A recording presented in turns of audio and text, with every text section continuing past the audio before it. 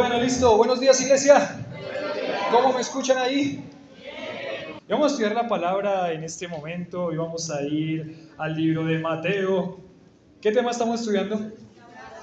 La oración. ¿Y cómo la dio con ese tema de la oración? ¿Sí han podido aplicar los conceptos acerca de la oración? ¿Sí? Para mí ha sido tremendo, les cuento. Para mí ha sido un hablar a mi corazón, a mi vida de oración. Impresionante. Bueno, y estamos aquí en el libro de Mateo, capítulo 6, el versículo 5. Hablamos de esa oración de Jesús, famosa oración de Jesús, tan famosa que la conocen muchos contextos, hasta los contextos que no son cristianos, ¿cierto? ¿Cuántos de ustedes se sabían esta oración antes de llegar a la vida cristiana? Levante su mano. Antes de conocer a Cristo como su Salvador, ¿cuántos se sabían esta oración? Padre nuestro que estás así, lo podemos decir hasta en varios idiomas, lo podemos decir. ¿Quién se lo sabe en inglés? Allá uno que en el colegio se lo pusieron. ¿Quién se lo sabe en francés? Bueno, dejémoslo en español nomás entonces, para no complicarnos la vida. Pero es una de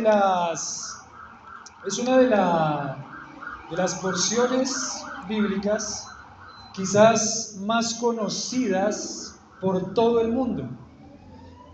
Pero también es lindo ver que a veces esos pasajes que son tan conocidos no se les da la profundidad que ellos merecen, ¿cierto? Porque, por ejemplo, estaba pensando yo cómo yo me sabía el Padre Nuestro, pero ahora estudiándolo a profundidad decía, uy, tantas cosas que tiene ese Padre Nuestro que están hablando a la vida del creyente y a la vida de la iglesia. Hemos hablado que el Señor está atacando aquí a los líderes religiosos, pero también Él está hablando a sus discípulos y a su iglesia de que la vida de oración que a Dios le agrada es una vida que está libre de hipocresía. Es una vida que está libre de hacer las cosas con la motivación incorrecta. De hacer las cosas, como dice Él, para hacer ¿qué? Vistos delante de los hombres. O intentar acomodar las palabras para intentar sonar más espiritual y que Dios me escuche. Y decíamos, ni lo uno ni lo otro, porque no hay forma de engañar a Dios. Yo puedo intentar engañar a Dios con mis palabras, pero Dios sabe cuáles son las verdaderas intenciones de mi corazón. Entonces la vida de oración debe estar libre de hipocresía y es lo que Él está atacando aquí. Y ahora les va a enseñar cómo orar. En el otro pasaje paralelo en Lucas capítulo 11, el Señor o los discípulos se acercan a Jesús y les dice, Señor, enséñanos a qué, a orar. Y Él está enseñándolos aquí a orar. Y entonces empieza, no sé, van a repeticiones, veíamos que la vida de oración, la verdadera vida de oración, también reconoce que hay unas repeticiones vanas que se hacen sin sentido y que para Dios no tienen mucho valor esas oraciones. Y dice, no os hagáis pues semejantes a ellos, porque vuestro Padre sabe de qué cosas tenéis necesidad antes de que vosotros le pidáis. Y empieza el 9 diciendo, decíamos, 3 palabras que tenemos que recordar cuando inicia la oración. El primer grupo de palabras está relacionado con Dios, ¿cierto? Con Dios. Y el primer grupo de palabras, la primera palabra es santificación. Cuando dice santificado sea tu nombre, ese pronombre está dirigido al nombre de Dios. Santificado sea tu nombre. La oración no empieza pidiendo cosas para nosotros. La oración empieza reconociendo ¿a quién? A Dios. Santificado sea tu nombre. En segundo lugar, decíamos que la segunda palabra era soberanía. Pues santificado sea tu nombre. Dice, venga tú, y ahí está otra vez el pronombre tú, venga tu reino, y ese venga tu reino es aceptar, creer, confiar y vivir que el Señor es quien gobierna todas las cosas, de que yo no soy el gobernante de mi propia vida, aunque a veces nos portamos así, ¿sí o no? Yo gobierno mi vida y yo hago lo que yo quiero, ¿sí o no? ¿Cuántas veces ha hecho lo que usted quiere? Muchas, ¿sí o no? Muchas veces ha hecho lo que usted quiere. Muchas veces ha fallado en que ven cómo esta oración muchas veces se convirtió en vanas repeticiones. Porque muchas veces nosotros dijimos esto: Padre nuestro que estás en los cielos, santificado sea tu nombre, venga tu reino. ¿Cuántas veces usted repitió eso? Eran vanas repeticiones. Era solamente bla, bla, bla, bla, bla, bla, bla, bla, bla. Para Dios no tenía sentido. Eran vanas repeticiones porque usted realmente en su vida no estaba queriendo vivir el señorío de Dios sobre su corazón. Bueno, y siendo no creyentes es una cosa, es entendible, no se entiende. Pero ahora el examen tiene que hacerse siendo usted ya creyente en Cristo Jesús. Y cuando usted dice, Señor, venga tu reino, le está diciendo, Señor, reconozco tu soberanía sobre todas las cosas. Y esa soberanía y ese gobierno sobre todas las cosas también implica una soberanía y un gobierno sobre mi ¿qué? Sobre mi corazón y sobre mi vida. Yo, y se une a la siguiente, hágase tu voluntad. Yo no estoy vivo para hacer mi voluntad. Yo estoy vivo para hacer tu voluntad. Ese es el propósito de mi vida. Y muchas veces ese hágase tu voluntad va a implicar que nosotros tengamos que tomar decisiones que son difíciles, que yo quería, pero que Dios no. Muchas veces va a ser también que, por ejemplo, ¿cuántas veces usted se dio cuenta que iba equivocado y le tocó cambiar de rumbo y decir, Señor, perdón porque está equivocado? Yo pensé que era así, pero esa no era tu voluntad. Y usted lo está orando. O sea, esta petición es una petición que sale de su corazón y usted le está diciendo eso al Señor desde dentro de usted. Señor, hágase tu voluntad. Aunque ¿qué? Aunque duela. Aunque duela. Pero ayúdame a entender, Señor, que aquí el importante, el primero, no soy yo. El primero eres tú. Que yo vivo para hacer tu voluntad. Y cuando venga un hermanito y le diga, me parece que hay algo que está fallando ahí y que no se ve y no es lo que Dios dice en su palabra, usted no le diga, ya vino aquí el santidad. ¿Cómo le decimos? Santificación, le voy a decir ahora. Ya vino aquí el perfecto. Ya vino aquí el que, ya vino a decirme, ya vino a hablar. No, no, no. Usted está orando eso, ¿sí o no? Usted está orando, Señor, hágase tu voluntad. Y Dios utiliza una persona para hacerle ver cuál es su voluntad. Entonces, cuando venga el hermanito, aunque le duela, ¿qué tiene que decir? Señor, gracias, porque me estás mostrando tu voluntad. Primera palabra, santificación. Segunda palabra, soberanía. Y tercera palabra, ¿cómo? Sumisión. Ay, qué palabra dura esa, ¿no? Estoy sumiso, sujeto al Dios majestuoso, Rey de reyes y Señor de señores. Yo no soy el rey de mi vida. Yo no soy el Dios de mi vida. Dios es Dios. Yo soy su hijo y yo soy su siervo y me sujeto a su voluntad. A su voluntad. Miren, cuando empezamos a orar de esa forma, van a venir cosas complicadas. Van a haber cosas difíciles. Porque usted está orando esto sin hipocresía.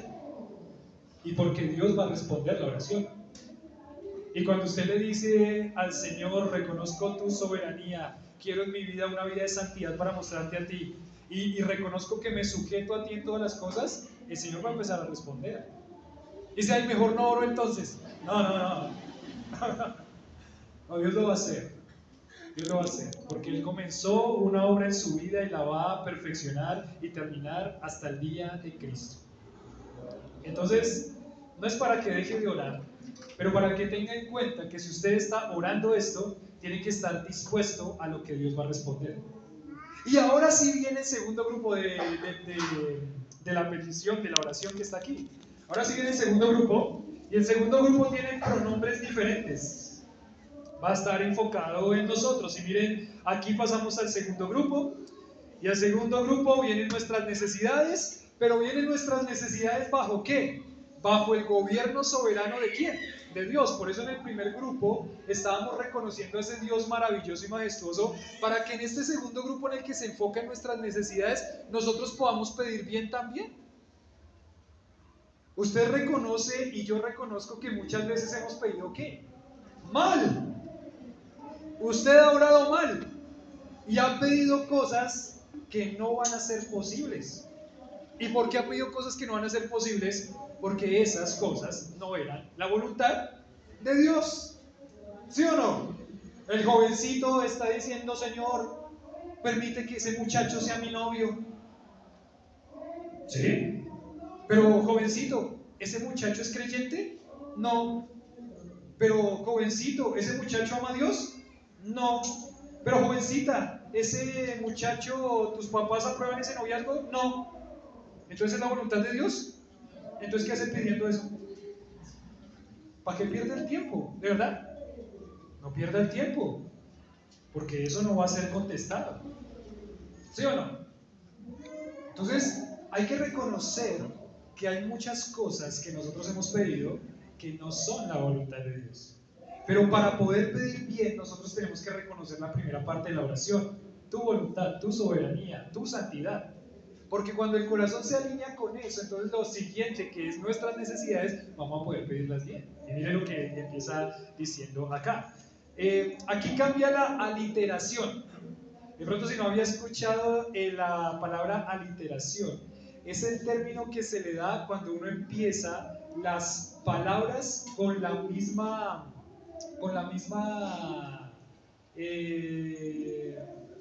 ¿cómo llaman? Están las vocales y con la misma letra, se me fue esa palabra, con la misma letra.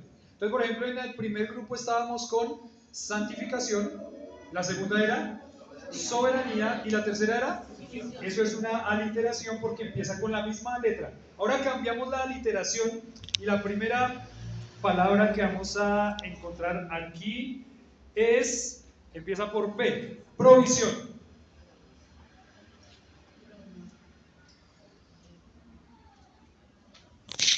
Provisión. Provisión. ¿Listo? Vamos a leer el capítulo 6 y el versículo 11. ¿Listo? 6, versículo 11. Dice: el pan nuestro de cada día, dánoslo hoy. Entonces yo, después de reconocer eso, voy a empezar a pedir al Señor, ¿por qué? Por su, ¿qué palabra les dije? Provisión. Pero pongámoslo bien en contexto. Eso, pongámoslo bien en contexto. Aquí dice, y vamos a tener que meternos un poquito en la cultura de ese momento, dice: el pan nuestro ¿de qué? De cada día, dánoslo. Y miren, para nosotros es difícil entender ese término, a menos que usted trabaje al día. Cuando usted trabaja al día, quizás sea más fácil entender ese término. Pero en nuestra cultura no es lo común trabajar al día.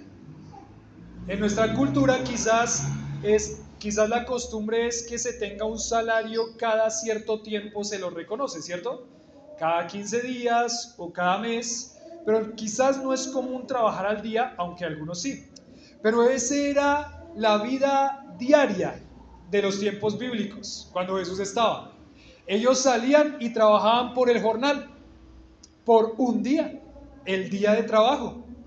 Y ellos trabajaban para cada día y dependían cada día de lo que Dios les proveía. Cada día seguramente tenían alguna parte bueno, ese salario que ganaban por ese día, iban y compraban trigo y ese trigo lo llevaban y lo cocinaban y comían cada día. Un poquito de eso nos tocó vivirlo en la selva. Fue algo muy interesante cuando estábamos allá en la selva. Ellos viven día a día. Estábamos en la selva ahí con los pastores y llegó un día y ellos salen a pescar todos los días para ese día. Y un día pescaron 70 peces. 70 peces. Eso ese día teníamos un pez para cada uno, asado, en sopa, rico. Al otro día empezó a bajar la lluvia, bueno, ya venían de unos días sin lluvia, y entonces al otro día empezamos a ver que ya no había pescado, sino que tuvieron que matar a un pollo. El pollo se llamaba Matías, como el pastor Matías. No sabemos por qué razón el pollo se llamaba Matías, no sé por qué lo mataron tampoco, pero bueno. Pero el pollo se llamaba Matías y caldo de pollo para ese día. ¿Listo? Rico, chévere. Al siguiente día ya no había Matías porque ya se lo había comido el día pasado, ya no lo habíamos comido, y fue arroz y fueron de su conuco, le llaman ellos, que es donde siembran los plátanos y donde siembran cosas, y fueron por plátano y agarraron plátanos y nos hicieron ese día arroz con plátano frito.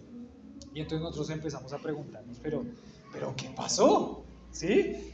Hace 3 días había pescado para toda la comunidad y ahora Matías y ahora plátano con arroz, y empezamos a preguntar qué pasó. Bueno, es que no ha llovido, entonces tenemos que orar porque llueva. Bueno, oramos y llovió, ya se había acabado el agua de los tanques de lluvia, que es la que tomamos. Tocó empezar a tomar agua del río, pues con pastillas que desinfectan y purifican. Y entonces empezamos a orar para que lloviera y llovió. Y llovió y un metro más o menos subió el agua del río por esa lluvia que cayó. Y entonces nosotros, listo, ya llovió, entonces ya va a venir otra vez ¿qué? El pescado. No, raro, pero subió el río y no podían pescar. No sabíamos cuál es la relación que tiene, pero el río más alto hace que los pescados, no sé si estén más profundo y ellos no pueden ir. Su pesca es con unos ganchos que tienen un tenedor y van en la noche porque los peces están durmiendo.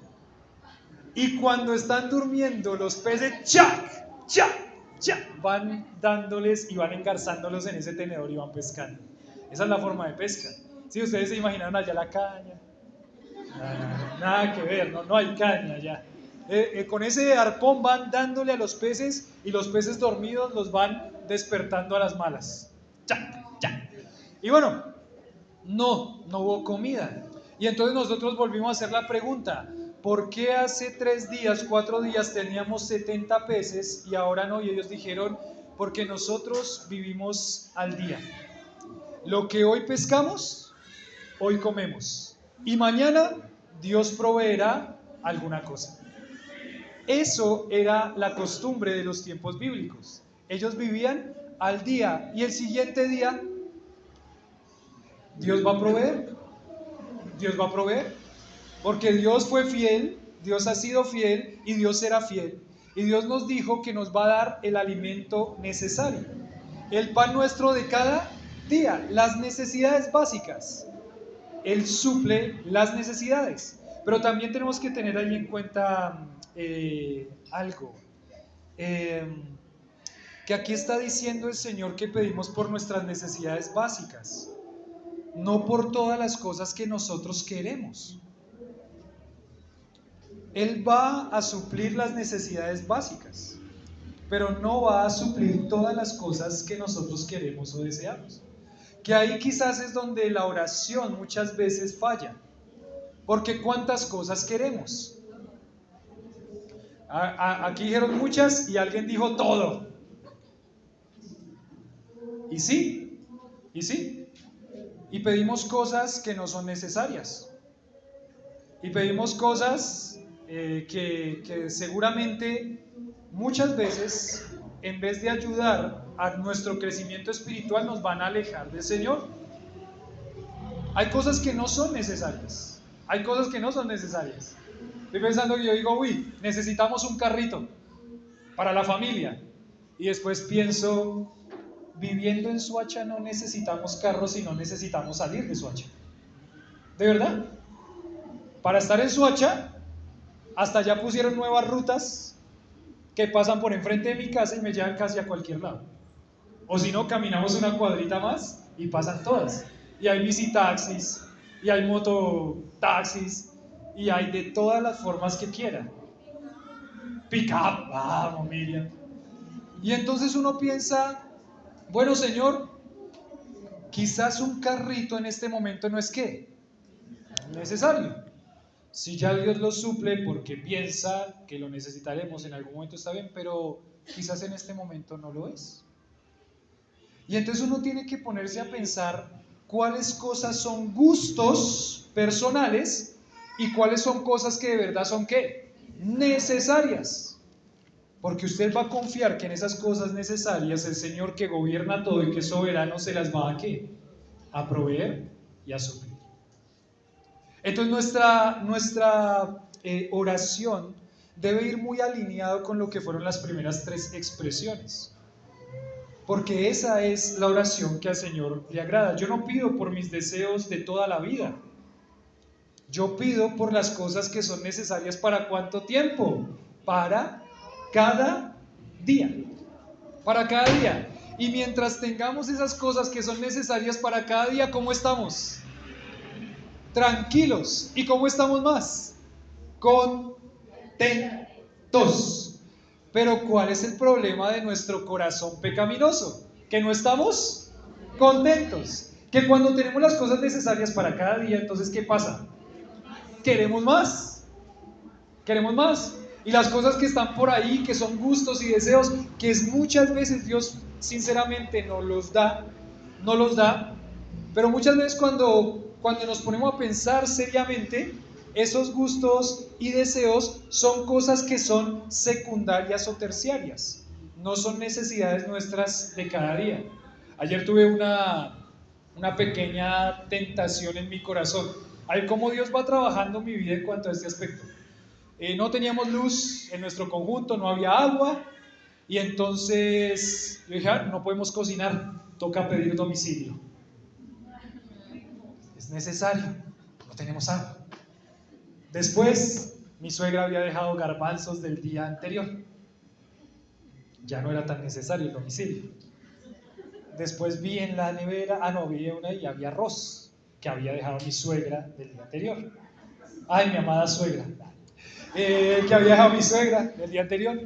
Después había carne que pusimos a descongelar. Y después pensé, no lo necesitamos. Tenemos comida. No es necesario comprar eso. ¿Hubiera podido comprarlo? Sí, pero no era necesario. Dios ya había provisto para el día que no había agua y luz. Y lo hizo la provisión del día anterior. No era necesario. Pero nosotros estamos en un mundo consumista. Me pasó lo mismo cuando salí ayer de la reunión casera. Y dije, me voy a comprar una arepa rellena. Y me escribió Lili, gordito, ahí te quedaron más garbanzos.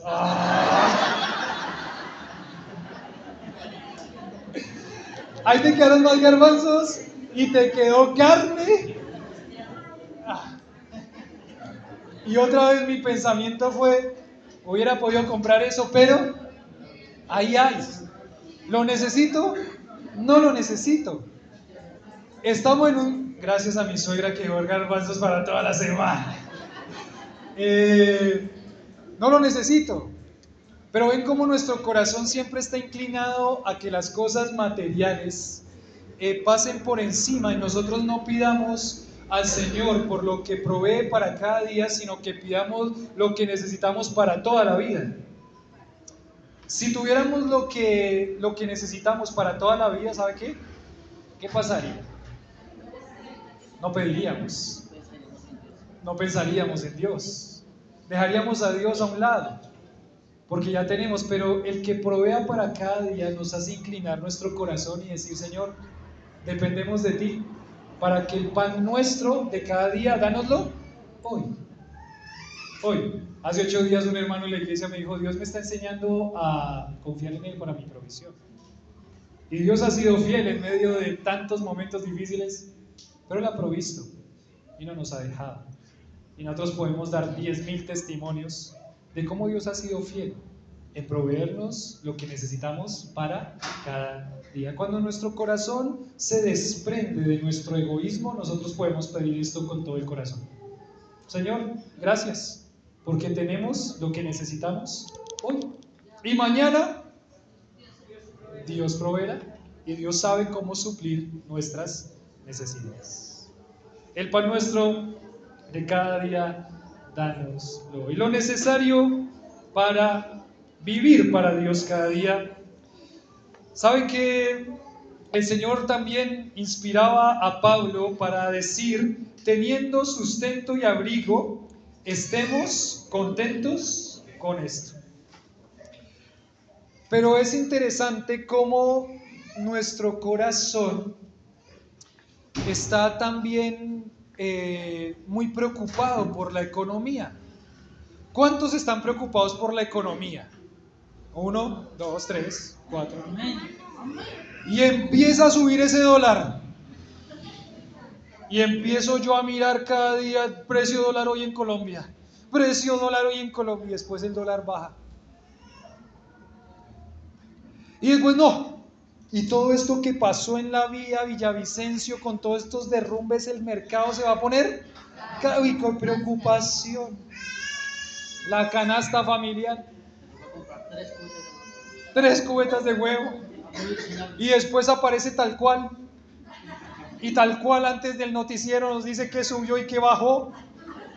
Y uno está ahí preocupado. Ay, subió el tomate. Ay, bajó la papa. Ay, va a subir.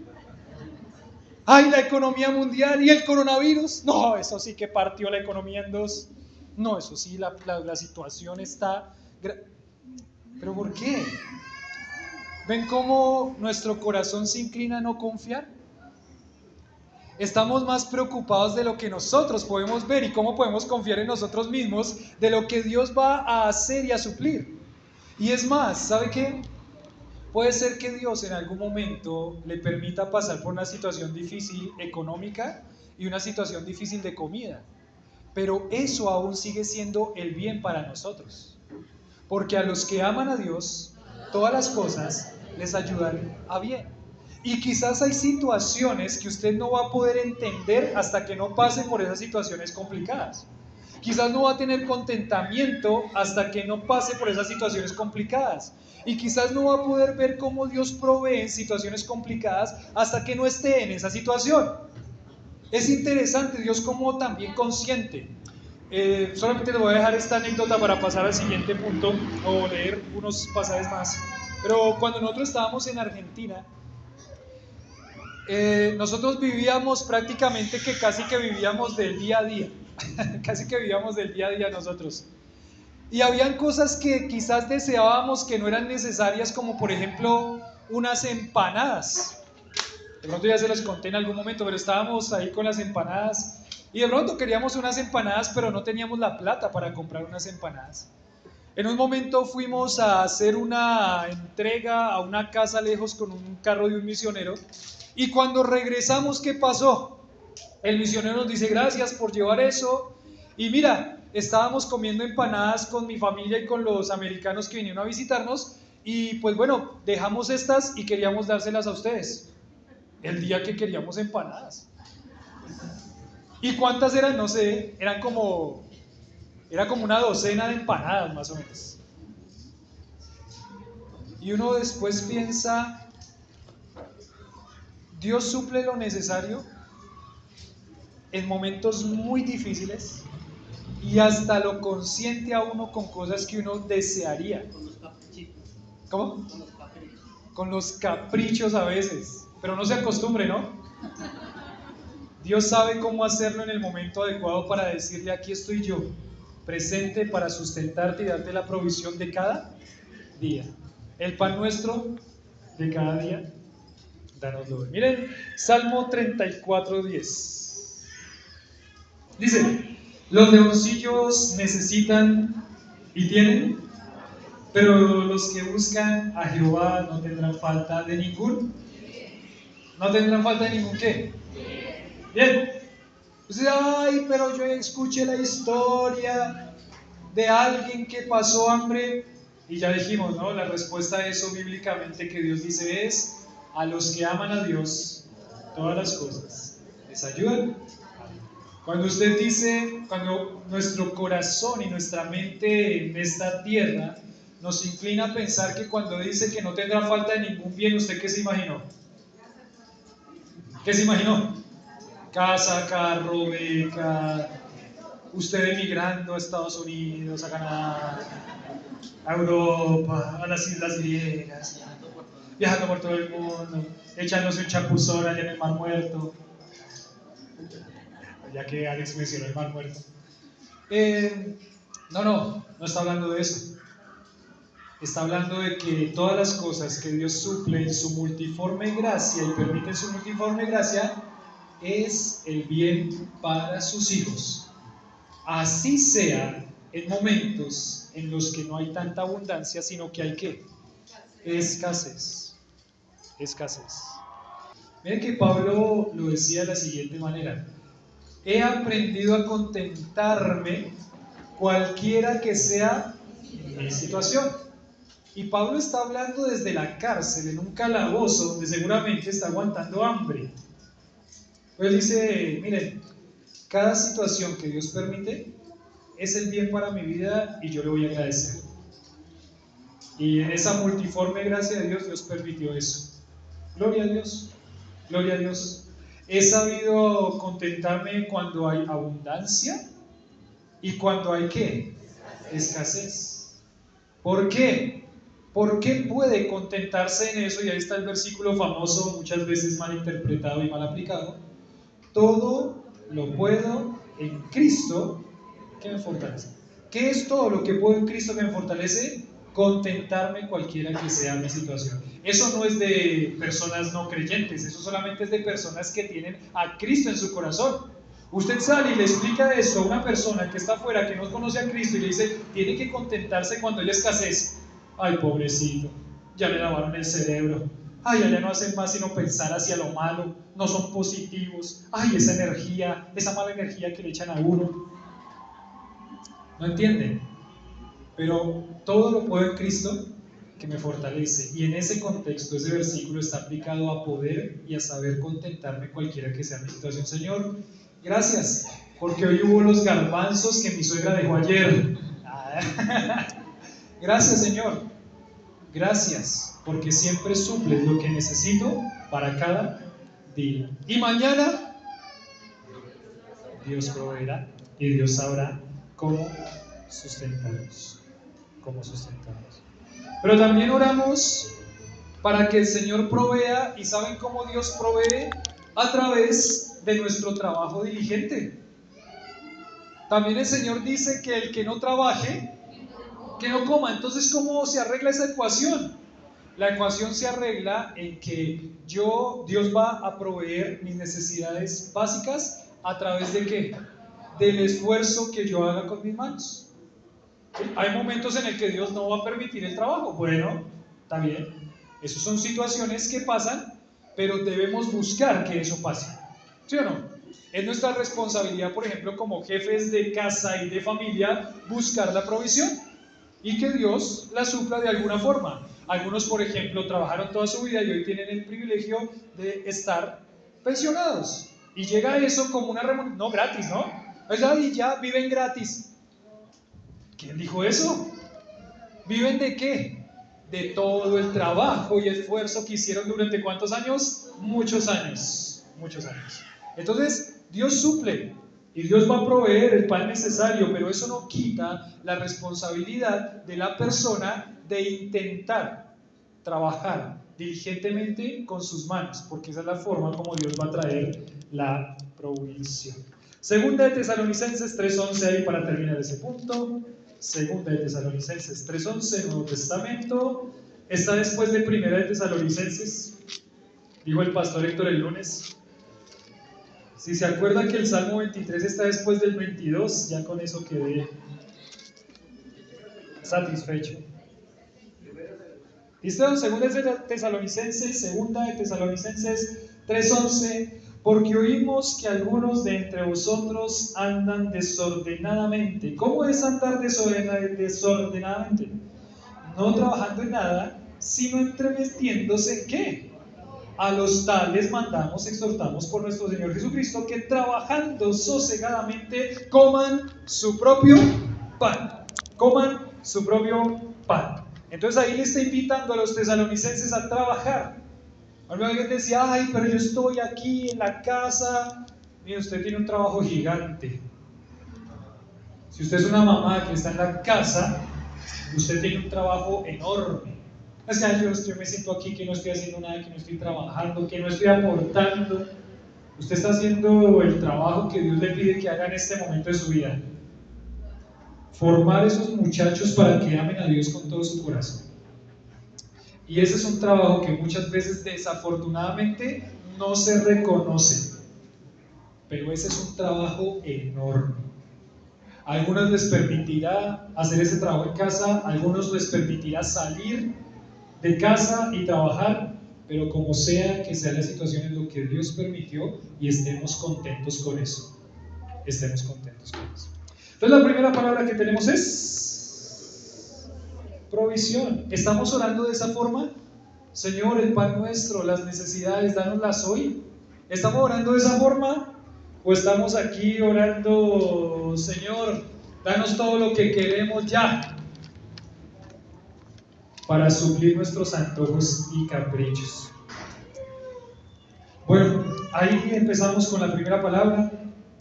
Estamos con la segunda palabra. Regresemos a Mateo capítulo 6.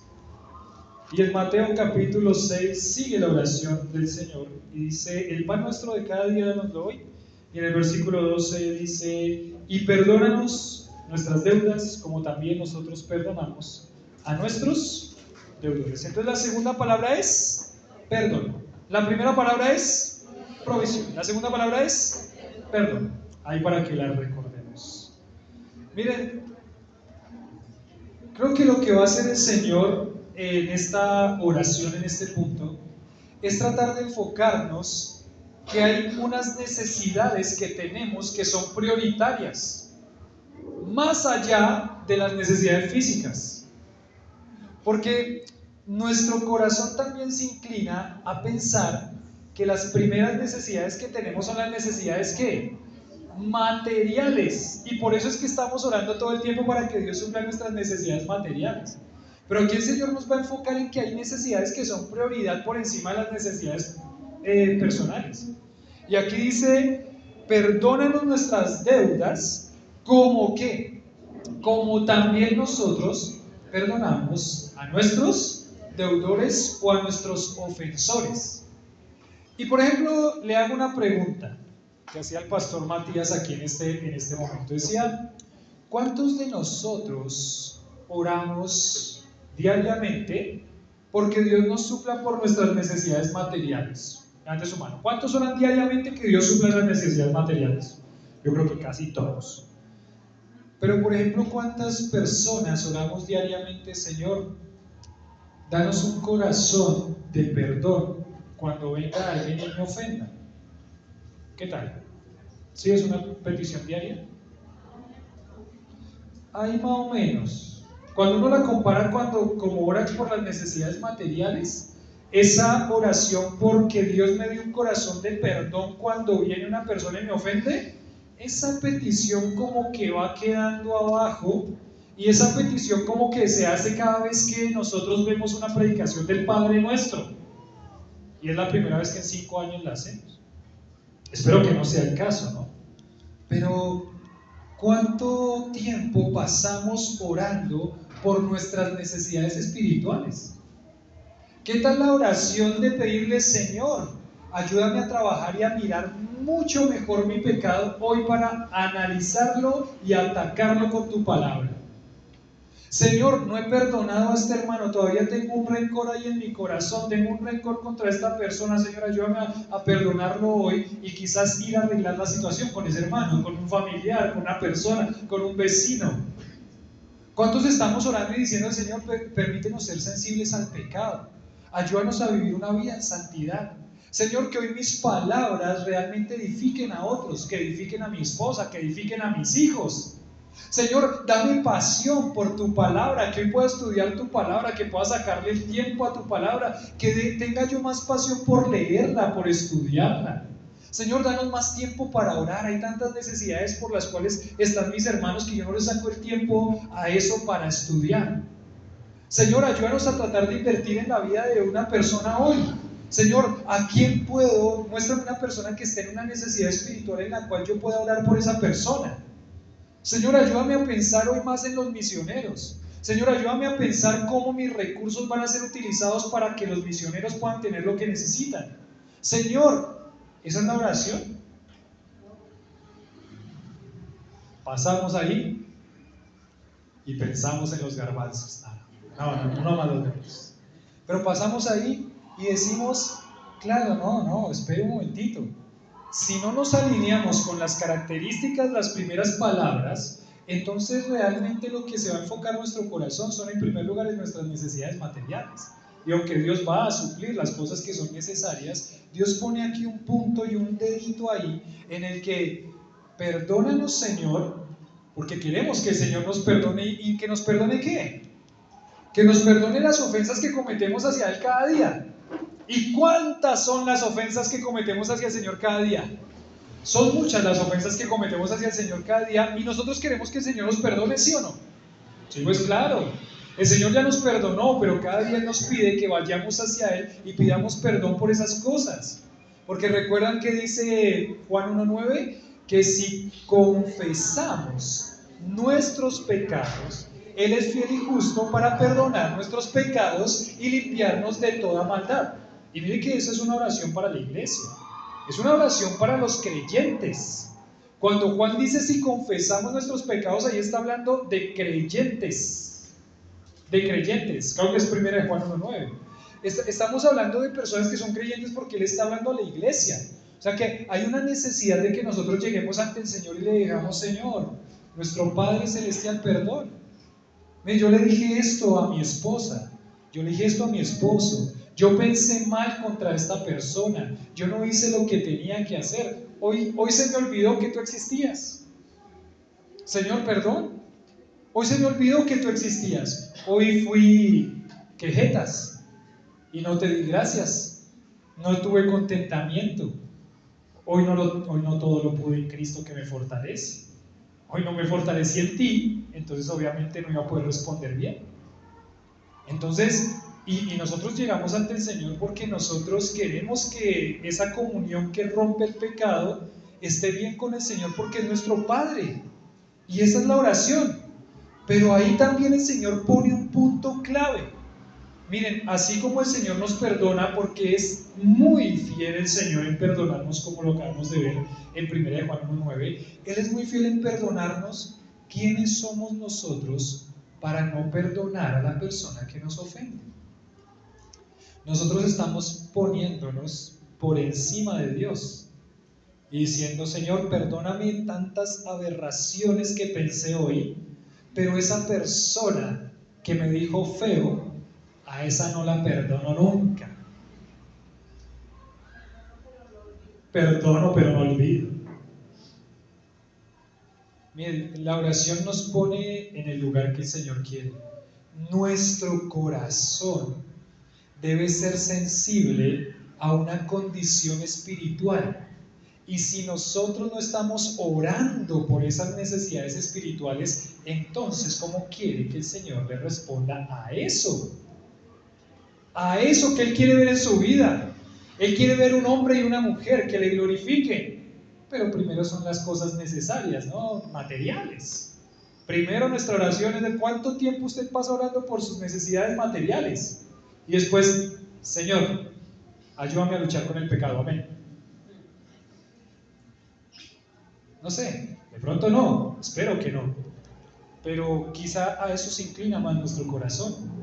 Perdónanos como nosotros también perdonamos. ¿Por qué no te afanas tanto por la falta de victoria sobre el pecado? ¿Por qué no te preocupas tanto por la falta de victoria sobre el pecado? Estamos preocupados porque llegue el pan diario. Pero ¿por qué no se afana tanto por la victoria que no ha podido tener contra el pecado porque usted no ha querido batallar contra él? Eso no nos afana, ¿cierto? Ay, el Señor hace la obra y la perfeccionará hasta el día de Cristo. Entonces yo voy a estar tranquilo porque el Señor lo va a hacer. No, esa no es la actitud. Esa no es la actitud. ¿Qué está haciendo con su propio pecado? ¿Ya lo identificó? ¿Cómo lo está mirando bíblicamente? ¿Qué Dios dice en cuanto a eso? ¿Ya fue y le pidió perdón a la persona que ofendió con relación a eso? ¿Por qué no nos afanamos tanto por la victoria que no tenemos contra el pecado?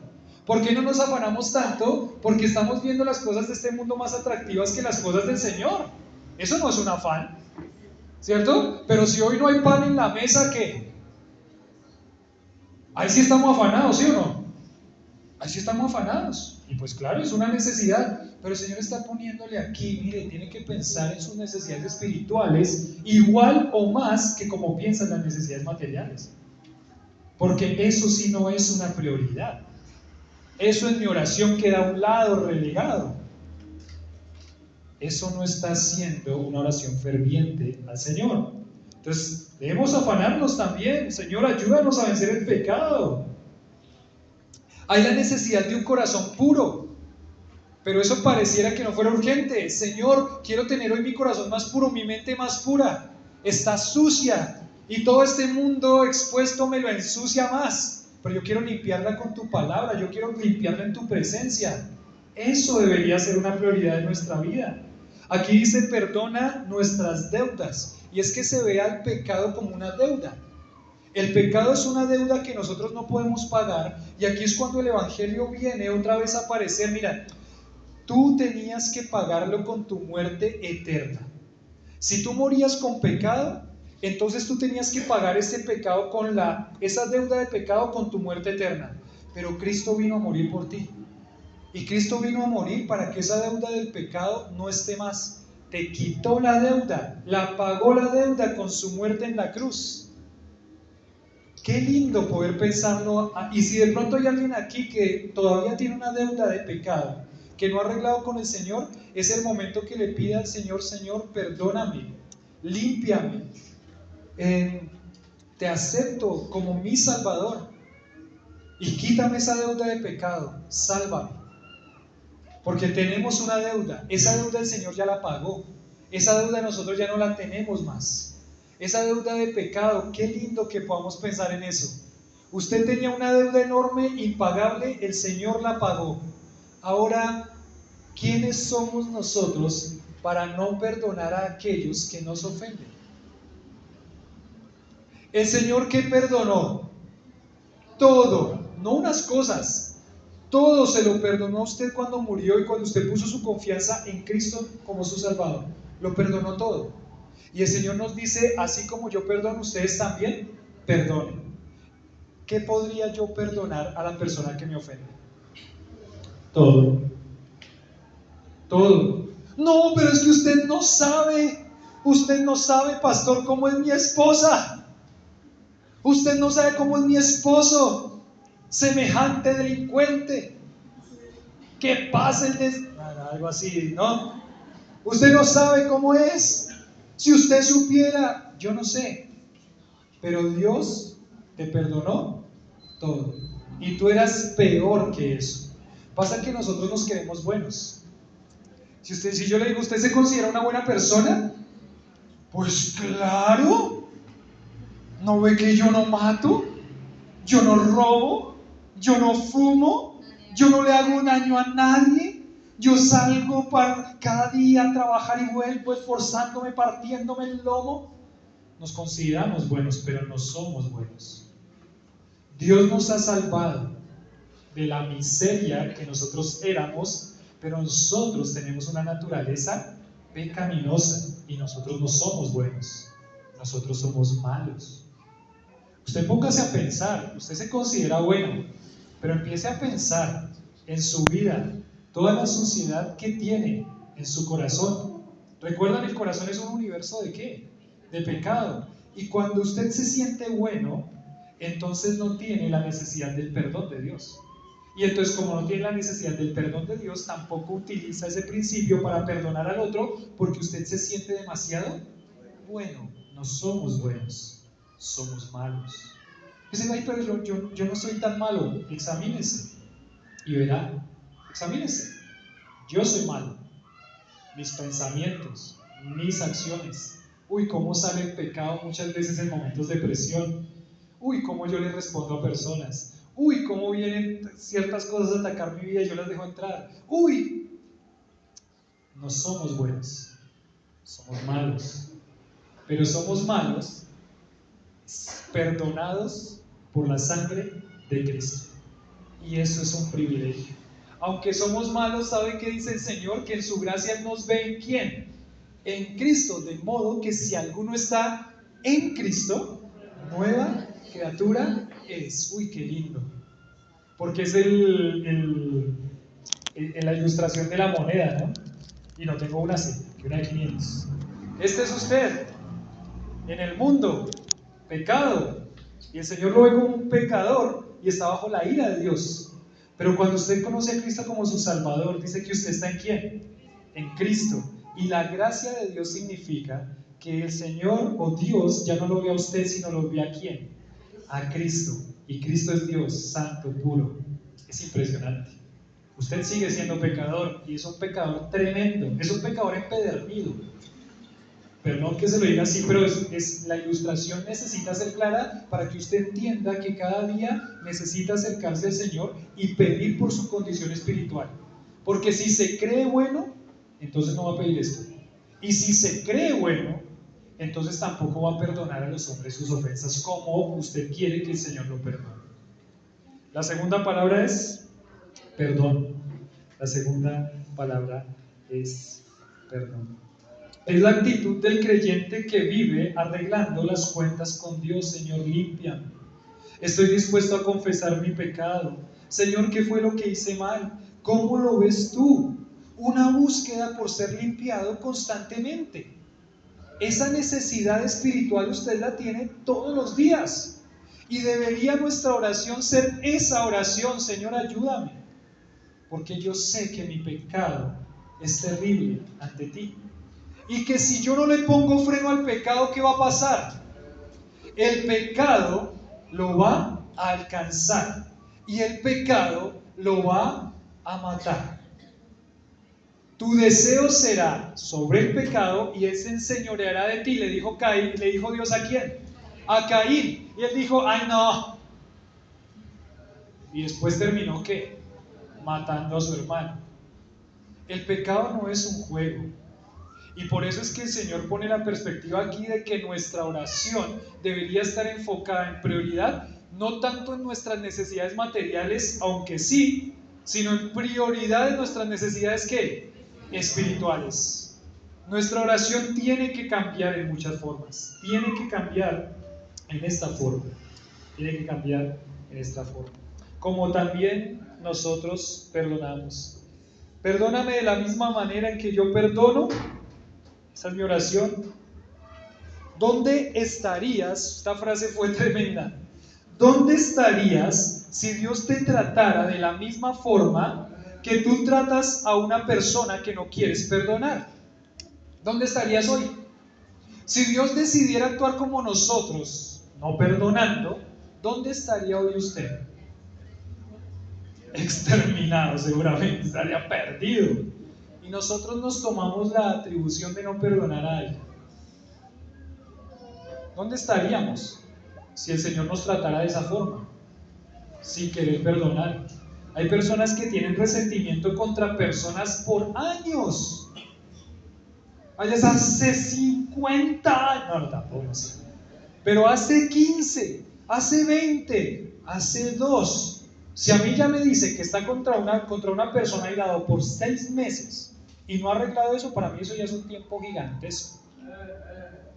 Para mí eso ya es un tiempo gigantesco. Si usted me dice que por 1 año, para mí eso ya es un tiempo gigantesco. Realmente es que el Señor dice en su palabra que no se ponga el sol sobre su enojo. ¿Eso qué significa? Que arregle las cosas lo más rápido posible, es más, si es posible, antes de que se oculte el sol. Entonces, para mí, 2 semanas o 3 semanas que usted esté peleado con otro hermano o con otra persona, eso ya me pone a mí en una situación en la que yo digo: ¿cómo está ese corazón? Si ese corazón no tiene la humildad para ir y perdonar, ir a arreglar la cosa con su hermano como es la voluntad de Dios, entonces su condición espiritual está mal. Y claro, decíamos que la oración es un examen que nos va a mostrar cómo está nuestra vida espiritual. Y pues obviamente si ni siquiera estamos orando como prioridades por nuestras necesidades espirituales, entonces nuestra condición espiritual, ¿cómo está? Ahí está la respuesta. No tiene que buscar más. Ay, ¿por qué será que yo no puedo vencer este pecado? ¿Está orando por el pecado? ¿Para vencer el pecado? ¿Para tener victoria sobre el pecado? Entonces ya tiene la respuesta. Perdón es la segunda palabra. Y pasamos al siguiente y último. La última P. ¿La primera P cuál era? La segunda P. La tercera P. Poder. Uy. Poder. ¿Alguien dijo poder? Vamos. Mi hermana Clarita está muy poderosa hoy. Protección. ¿Listo? Protección. Protección. Pero necesitamos el poder de Dios cada día. Pero dice, porque, perdón, versículo 13, y no nos metas en tentación, mas líbranos del mal. Protección. Protección. ¿Protección de qué? Ahí dice, protección de la tentación, protección del pecado, protección del mal.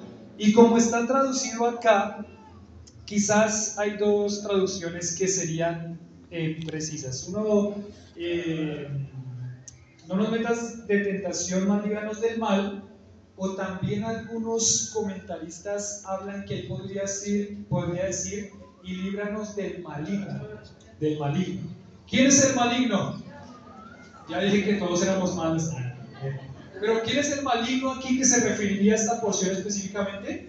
Sí, y eso es latente también. Hay un enemigo que tenemos que se llama Satanás, aunque no le echamos toda la culpa a Satanás, ¿no? Porque somos expertos en echar la culpa. Ay, yo caí porque es que ese diablo es puerco. Ay, yo caí porque es que ese diablo cochino. Ay, ese Satanás, ¿cómo se metió? Metió la cola, las patas y metió todo. Y yo caí. Ay, no, Satanás y todo, somos expertos, ¿no? Echarle la culpa al diablo. Y el diablo está por allá. Yo no hice nada. Pues su propio corazón, bueno. Pero sí hay un peligro latente, y el peligro latente es que hay un maligno y hay un mal. Pero protección y nuestra oración, mire cómo sería la oración cada día. Sería, Señor, hay muchas tentaciones a las que voy a estar expuesto hoy. Hay muchas tentaciones, hay muchas cosas que van a querer atrapar mi corazón. Es más, Satanás es un estratega para hacerme caer. Él sabe cómo hacerme caer, él me tiene analizado, me tiene estudiado. Él sabe cómo yo puedo caer. Señor, ayúdame, protégeme, protege mis pensamientos, protege ese momento en el que yo voy a estar tentado a caer y ayúdame a huir de la tentación. Padre, protégeme, ayúdame. Esa es la oración, pero esa es nuestra oración. Estamos tan afanados, estamos tan enfocados en las cosas materiales, que nuestra oración muchas veces no es así. Y cuando caemos le echamos la culpa a todo el mundo, ¿no? Y caemos en la tentación, pero nunca oró por eso. Y estamos echando, es que mi esposo, es que mi esposa, es que mi hijo, es que mi hija, la televisión, las redes sociales. Señor, ayúdame a quitar esto de mi vida. Ayúdame. Si tengo que quitar, Señor, guardarme del mal y de la tentación es quitar mis redes sociales, quizás para muchos. Pues dame la fuerza, porque eso a veces parece que fuera una cosa tan poderosa en sí, porque se convierte en un vicio. Que no, pero papito, tiene que quitar las redes sociales. No, eso se transforma.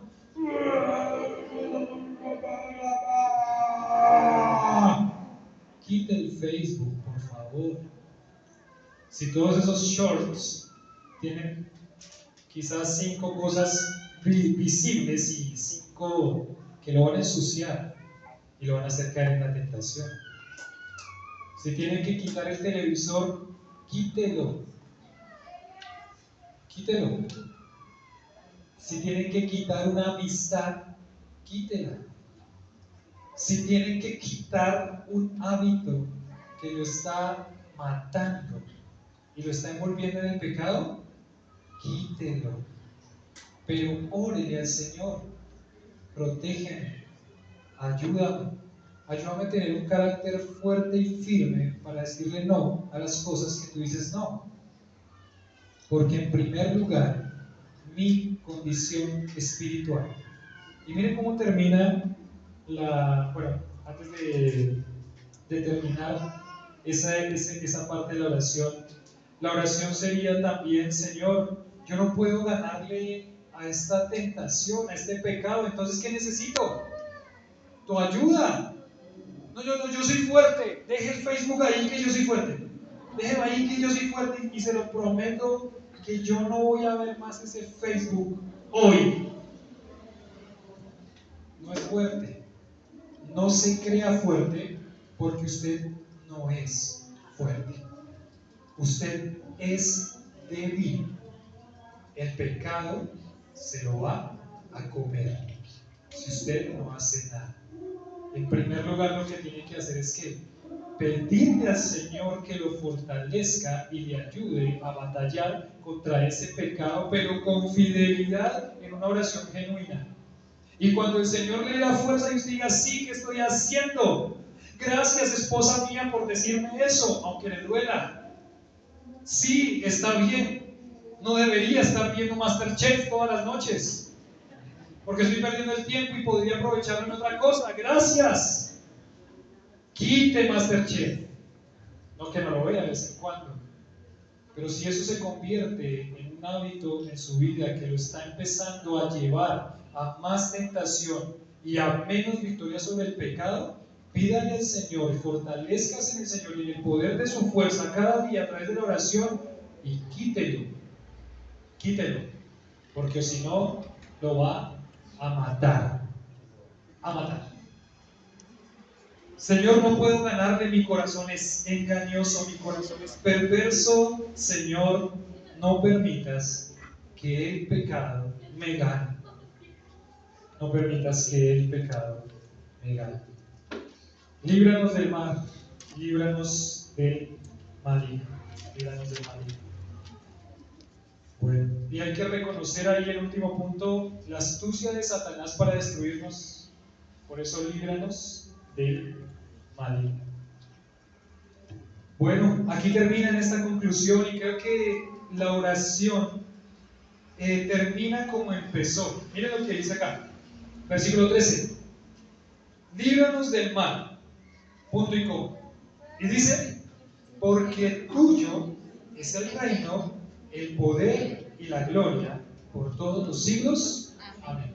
Y como empezaba la oración, miren, esta oración es un reconocimiento de que alguien gobierna. ¿Quién gobierna? Dios. De que la gloria a través de mi vida debe ser ¿para quién? Para Dios. Porque tuyo es el reino, ¿y qué más? El poder. Entonces el poder que yo necesito para vencer el pecado y para orar de esta forma, ¿quién lo tiene? Dios. Esta oración, esta última frase, espero que no se convierta en nosotros como una frase linda que termina la oración, sino que realmente podamos vivir el señorío del Señor sobre nuestra vida. Y que cuando nosotros le digamos a Dios: Señor, tuyo es el reino, el poder y la gloria, es algo que nosotros estamos viviendo con nuestro corazón y se lo podemos expresar con sinceridad y sin hipocresías. Bueno, tuyo es el reino, el poder y la gloria por todos los siglos. ¿Qué refleja tu vida de oración hoy? ¿Estás enfocando la oración en las prioridades correctas? ¿Necesidades físicas primero o espirituales primero? Es un examen ahí del corazón. Esta oración termina diciendo: el Señor gobierna, el cielo gobierna, Dios es Dios y no hay otro. Qué fácil también es cuando el corazón se enorgullece. Cuando el corazón se enorgullece, no hay forma en que podamos orar esto. Gracias. No hay forma en que podamos orar esto. Ahí termina pensando en Nabucodonosor.